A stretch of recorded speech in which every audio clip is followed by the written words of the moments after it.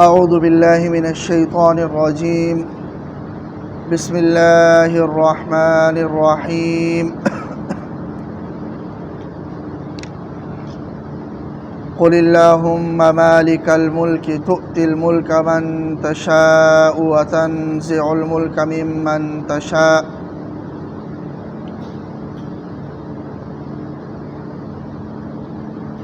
اسلامی تاریخ میں ایک بڑا واقعہ غزوہ احزاب یا غزوہ خندق کے نام سے بھی ہوا ہے کہ جس میں تقریباً خطے کے سارے کفار، یہود، نصارہ، مشرکین،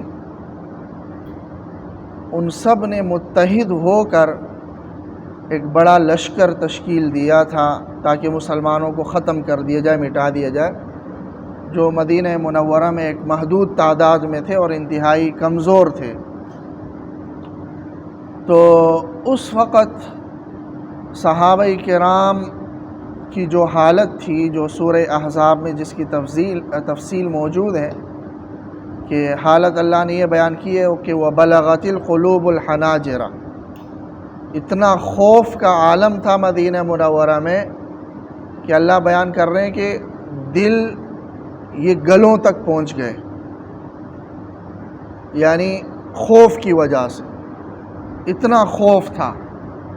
ظاہر ہے پوری طاقتیں ان کے خلاف متحد تھی اور وہ ہر اعتبار سے کمزور بھی تھے اور محدود بھی تھے۔ تو سلمان فارسی رضی اللہ تعالیٰ عنہ نے جو مشورہ دیا خندق کھودنے کا، تو خندق کھودی گئی۔ ظاہر ہے میلوں فاصلے کی خندق تھی، دن بھی کچھ کم ہی تھے، پھر صحابہ کرام کی حالت بھی معاشی اعتبار سے انتہائی کمزور تھی، وہی کدالوں سے خندق کھودی جا رہی ہوتی تھی، اور یہی تھا کہ 40 ہاتھ کا جو رقبہ تھا یا 40 ہاتھ کی جو خندق تھی وہ 10 صحابہ کرام کے سپرد تھی، کہ 10 آدمیوں نے 40 ہاتھ لمبی خندق، اور ظاہر ہے اتنی چوڑی بھی تھی کہ اس کو کوئی پھلانگ نہ سکے، اور گہری بھی تھی کہ اس میں کوئی کود کر اوپر نہ آ سکے۔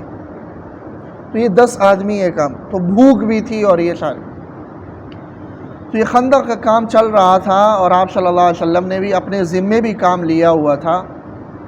اسی دوران صحابہ کی ایک گروہ میں کھودتے ہوئے ایک چٹان نکل آئی، اور وہ چٹان کسی بھی طریقے سے نہیں ٹوٹ رہی تھی۔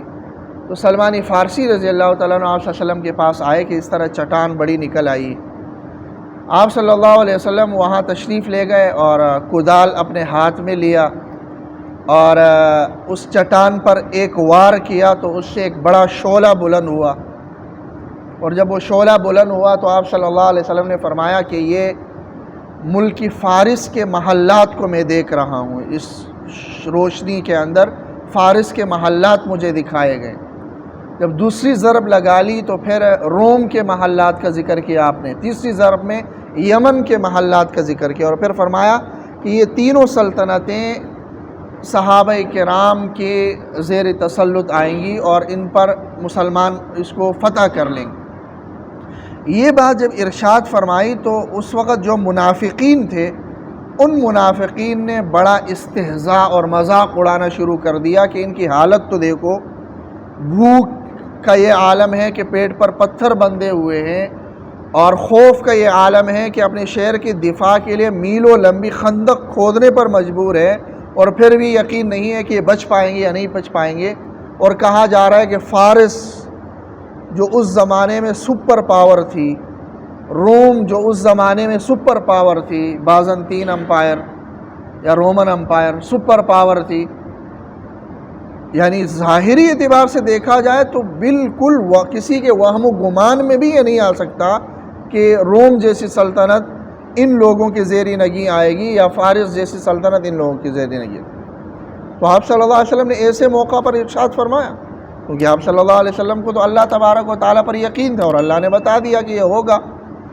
تو منافقین اس پر استہزاء اور مذاق اڑانے لگے۔ تو اس آیت میں اللہ تبارک و تعالیٰ نے بتا دیا ہے کہ صرف اسباب پر ایک مومن کی نظر نہیں ہوتی ہے کہ ہاں ظاہری طور پر اسباب ہیں تو وہ کام ہو جائے گا، اسباب نہیں ہیں تو نہیں ہوگا۔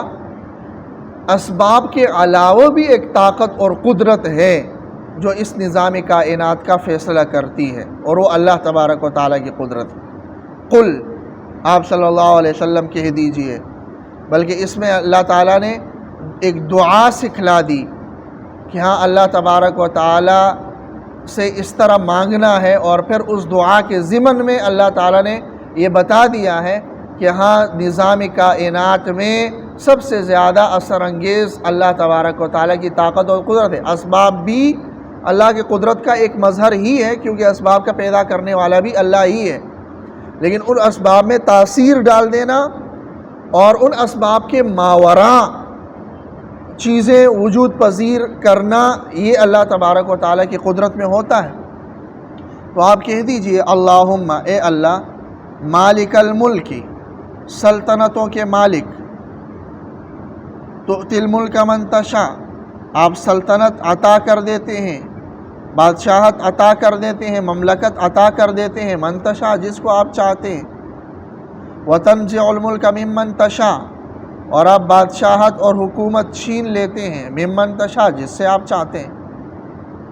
تو صرف اسباب پر جو منافقین کی نظر تھی کہ ان کی حالت دیکھو اور یہ بادشاہت کا سوچ رہے ہیں، نہیں، اللہ کی ایک طاقت بھی ہے جو جس کو چاہتے ہیں بادشاہت دے دیتے ہیں اور جس سے چاہتے ہیں چھین لیتے ہیں۔ تو اللہ کی یہ طاقت ہے کہ رومیوں سے بادشاہت چھین لیں اور مسلمانوں کو دے دیں، فارسیوں سے بادشاہت چھین لیں اور مسلمانوں کو دے دیں، یہ طاقت اللہ کے پاس۔ وَتُعِزُّ مَن تَشَاءُ، اور اللہ تبارک و تعالیٰ عزت دے دیتے ہیں جس کو اللہ چاہتے ہیں، یعنی اللہ طاقت دے دیتے ہیں، عزت دے دیتے ہیں، ان کو بلندی دے دیتے ہیں۔ وَتُذِلُّ مَن تَشَاءُ، اور جس کو چاہتے ہیں اللہ ذلیل کر دیتے ہیں، پست کر دیتے ہیں۔ تو اللہ کی قدرت میں ہے کہ رومیوں اور فارسیوں کو پست کر دیں اور مسلمانوں کو بلند کر دیں۔ تو وَتُعِزُّ مَن تَشَاءُ وَتُذِلُّ مَن تَشَاءُ بِيَدِكَ الْخَيْرُ، اے اللہ آپ کے قبضہ قدرت میں ہی بھلائی ہے۔ إِنَّكَ عَلَى كُلِّ شَيْءٍ قَدِيرٌ، یقیناً آپ ہر چیز پر قادر ہیں۔ تو اس میں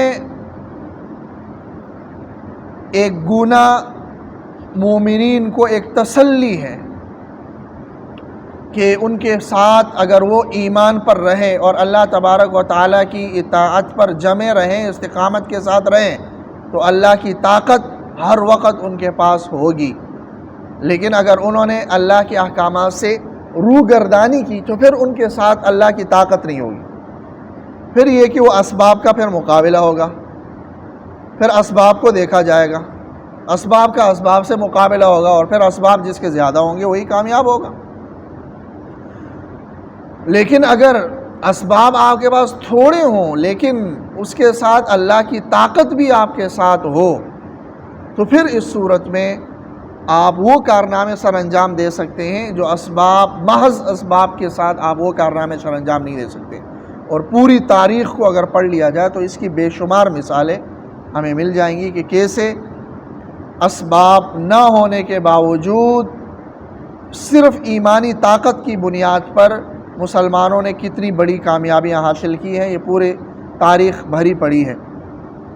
اور پھر اسی غزوہ خندق کو ہی اگر دیکھ لیا جائے کہ میلوں کی خندق ہے اور چند صحابہ کرام ہیں، 100 ہے، 200 ہیں۔ آج کل میلوں کے اتنی خندق جو جدید مشینریاں ہیں اس سے بھی کئی دن لگ سکتے ہیں، لیکن چند دن کے اس پر صرف کدالوں کے ذریعے سے اتنی گہری، چوڑی اور لمبی خندق کھودنا کہ مدینہ منورہ جس سے پورا مدینہ محفوظ ہو جائے۔ اب یہ تو میرے علم میں نہیں ہے کہ وہ کتنے میل کی تھی، کتنی چوڑی تھی، کتنی گہری تھی، ہو سکتا ہے کسی مورخ نے لکھا ہو یا کہیں پر ہو، لیکن ظاہر ہے اگر دیکھا جائے کہ جب وہ ایک دفاعی غرض سے ایک خندق کھود رہے ہیں کہ شہر کی حفاظت ہو، کیونکہ اگر ہم لڑیں گے تو ہم ان کے سامنے کچھ بھی نہیں ہے۔ ہماری مثال تو وہ اگر ہمیں پیروں تلے بھی روند سکتے ہیں، اتنے زیادہ ہیں ان کی تعداد، 10,000 کا لشکر ہے اور ہم تو 1000 بھی نہیں ہیں۔ تو اس دفاع کی غرض سے اگر خندق کھودی ہے تو ظاہر ہے کئی میل کی خندق ہوگی اور کئی گہری ہوگی اور چوڑی ہوگی کہ جس کو کوئی پھلانگ نہ سکے. تو یہ چند دن میں اتنی لمبی گہری خندق کھودنا یہ صرف ایمانی طاقت سے ہی ممکن ہے، ظاہری اعتبار سے یہ ناممکن لگ رہا ہے. تو بہرحال یہ ہے کہ ایک مومن کو اسباب کے ساتھ ساتھ، یہ نہیں کہ اسباب سے پہلو تہی اختیار کرنا، یہ بھی ٹھیک نہیں ہے. ہر قسم کے اسباب تیار رکھنا یہ بھی ایک مومن کی ذمہ داری ہے اور اللہ کا حکم ہے. جو سورہ توبہ میں اللہ نے فرمایا ہے وَأَعِدُّوا لَهُم مَّا اسْتَطَعْتُم مِّن قُوَّةٍ، کفار کے مقابلے کے لیے، ظالموں کے مقابلے کے لیے جتنا تم سے ہو سکے ہر قسم کی طاقت جمع رکھو، تیار رکھو. اور آپ صلی اللہ علیہ وسلم نے بھی ایسا ہی کیا. اپنے طور پر جتنے اسباب ممکن تھے وہ اسباب نبی اکرم صلی اللہ علیہ وسلم نے اختیار کیے. کون سی جگہ لڑائی کے لیے بہتر ہوگی وہ جگہ آپ صلی اللہ علیہ وسلم نے اختیار کر لی. جیسے جنگ بدر میں سارے جنگی تدابیر آپ صلی اللہ علیہ وسلم نے اختیار کر لیے اور پھر اس کے بعد مصلی بھی بچھایا. اس سے ہمیں درس ملتا ہے کہ صرف مصلی بچھانا اور اللہ اللہ کرنے سے آپ دنیا کو فتح نہیں کر سکتے. آپ صرف اللہ اللہ کرنے سے یہ نہیں کر سکتے کہ سائنس اور ٹیکنالوجی میں آپ معراج پر پہنچ جائیں گے.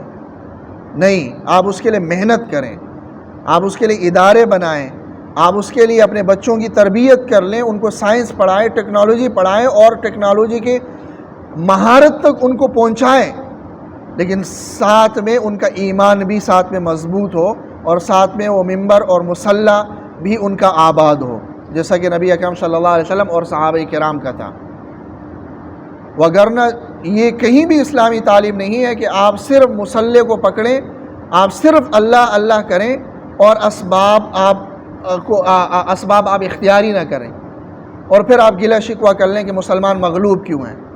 مسلمان مغلوب اس لیے ہے کہ آپ نے یہ سمجھا ہے کہ صرف مغربی لوگوں کے معاشرے کی ان چال چلن کو اپنانے سے ہی میں ترقی کر لوں گا، میں اپنے آپ کو ماڈرن کہلاؤں، میں قرآن مجید کو اور احادیث نبویوں کو پرانی باتیں کہوں اور کہوں کہ بھائی اس سے میری جو ہے نا شخصیت یا میری امیج متاثر ہوگی اور میں کہوں میں بڑا ماڈرن ہوں، اس سے میں ترقی کروں گا. ایسا اس سے آپ کی غلامی میں اضافہ ہوگا. آپ کی ترقی اس بات میں ہے کہ آپ ان اسباب کو اختیار کر لیں. اعلیٰ سے اعلیٰ تعلیمی ادارے بنائیں، لیبارٹریز بنائیں اور اعلیٰ سے اعلیٰ لوگوں کو وہاں پڑھانے کے لیے ہائر کر لیں اور تعلیم دیں اور ان کے مقام تک پھر پہنچے اور پھر کہیں کہ بھائی ایسا کیوں ہم پیچھے رہ گئے. یہاں ہم کوئی کچھ بھی نہیں کر رہے اور ہم گلے کر رہے ہیں کہ ہم پیچھے کیوں ہیں، ہم ترقی کیوں نہیں کر رہے ہیں. تو یہ قطعاً اسلامی تعلیمات نہیں ہیں. نبی اکرم صلی اللہ علیہ وسلم نے اتنے سخت حالات میں یہ نہیں کہا کہ میں تو اللہ کا پیغمبر ہوں، میں اللہ صاحب سے دعا کر لوں کہ اللہ ان لشکروں کو روک دے، بس ختم کر دے، روک دے اور یہ مدینہ کی طرف ان کے قدم ہی نہ بڑھیں. اور میں یہ کر لوں کہ جیسا کہ نبی اکرم صلی اللہ علیہ وسلم نے غزوہ بدر میں کیا کہ مٹھی میں مٹی لی اور ان کی طرف پھینک دی. وہ تب جب سارے اسباب اختیار کر چکے تھے. خندق میں سارے اسباب اختیار کر لیے، بھوک برداشت کر لی اور ہر قسم کی مشقت برداشت کر لی، سخت ترین مشقت برداشت کر لی. اور اس کے بعد پھر اللہ کی مدد بھی آئی کہ آندھی آ گئی اور اس سارے لشکر کو اڑا دیا اور وہ بھاگ گئے. تو یہ اسلام کی شرعی تعلیمات ہیں اور اس چیز کو ہم نے پسی پوچھ ڈالا ہوا ہے. تو انک علی کل شیء قدیر، یقیناً آپ ہر چیز پر قادر ہیں. تولج اللیل فی النہار، آپ رات کو داخل کرتے ہیں دن میں، یعنی رات کا حصہ آپ دن میں داخل کر دیتے ہیں جس سے دن لمبے ہو جاتے ہیں. وتولج النہار فی اللیل، اور دن کو آپ رات میں داخل کر دیتے ہیں جس سے راتیں لمبی ہو جاتی ہیں. تو کبھی دن لمبے ہوتے ہیں، کبھی راتیں لمبی ہوتی ہے. یہ اللہ تبارک و تعالیٰ کا ایک نظام ہے. جو سیارہ سورج کا ہے یا چاند کا ہے اس کو اللہ تبارک و تعالیٰ نے پابند کیا ہوا ہے اس طور پر کہ وہ ایک منظم ترتیب سے گردش کر رہا ہے اور اس کی وجہ سے گرمی اور سردی آتی ہے اور کبھی دن لمبے ہوتے ہیں اور کبھی راتیں لمبی ہوتی ہیں. یہ اللہ کی قدرت ہے. وَتُخْرِجُ الْحَيَّ مِنَ الْمَيِّتِ، اور آپ زندہ کو مردہ سے نکال دیتے ہیں. کہ انڈا ایک مردہ چیز ہے، اس سے ایک زندہ وہ چوزا نکل آتا ہے، اور اسی طرح مادہ منویہ انسان کا یہ ایک مردہ چیز ہے، اس سے ایک زندہ انسان پیدا ہو جاتا ہے۔ اور اگر اس کو عام لے لیا جائے، ایک انسان جاہل ہوتا ہے اس سے ایک عالم پیدا ہوتا ہے، اور ایک کافر ہوتا ہے اس سے ایک نبی تک پیدا ہوتا ہے، نیک پیدا ہوتا ہے، جیسا کہ ابراہیم علیہ السلام کی ہم مثال لے لیتے ہیں، تو اس اعتبار سے بھی زندہ اور مردہ کو ہم لے سکتے ہیں۔ وَتُخْرِجُ الْمَيِّتَ مِنَ الْحَيِّ، اور آپ مردہ کو نکال دیتے ہیں زندہ سے، جیسا کہ مرغی سے انڈا یہ نکل آتا ہے، اور انسان سے مادہ منویہ یہ نکل آتا ہے، اور دانہ ہے، خشک دانہ ہے، اس سے درخت اگا آتا ہے۔ اور اگر عام لے لیا جائے تو جیسے ایک زندہ سے مردہ نکل آتا ہے، ایک عالم سے جاہل نکل آتا ہے، ایک مومن سے کافر نکل آتا ہے، ایک نبی کے گھر میں کافر پیدا ہوتا ہے، نوح علیہ السلام کا بیٹا، تو یہ اللہ کی قدرت۔ وَتَرْزُقُ مَن تَشَاءُ بِغَيْرِ حساب، جسے آپ چاہتے ہیں بے حساب رزق سے نواز دیتے ہیں۔ تو یہ سب اللہ تبارک و تعالی کی قدرت ہے، اور اس قدرت پر ایمان ہی ایک مومن کا ایک عظیم ہتھیار ہے، کہ مومن دنیا میں ہر اعتبار سے وہ خوش ہوتا ہے، مطمئن ہوتا ہے۔ دنیا میں راحت آ جائے تو ظاہر ہے اطمینان، راحت میں تو ہر ایک کو ہوتا ہے، لیکن غمی میں بھی اس کو ایک اطمینان ہوتا ہے، شکست میں بھی اس کو ایک اطمینان ہوتا ہے، اگر اس کا ایمان مضبوط ہو۔ تو یہ ایک چیز ہے جو ایک مومن کو حاصل ہو سکتی ہے، لیکن ایک کافر کو یہ چیز حاصل نہیں ہو سکتی۔ اور ایک مومن ہی پھر یہ ایک مثال پیش کر لیتا ہے کہ دنیا کی بڑی بڑی طاقتوں کے سامنے پھر وہ ڈٹ جاتا ہے، اور ان طاقتوں کو پھر گھٹنے ٹیکنے پر مجبور کر لیتا ہے۔ یہ ایک چیز ہے جو دوسروں میں نہیں ہے، جو صرف اسباب پر ان کی نظر ہوتی ہے۔ اللہ تعالیٰ عمل کی توفیق۔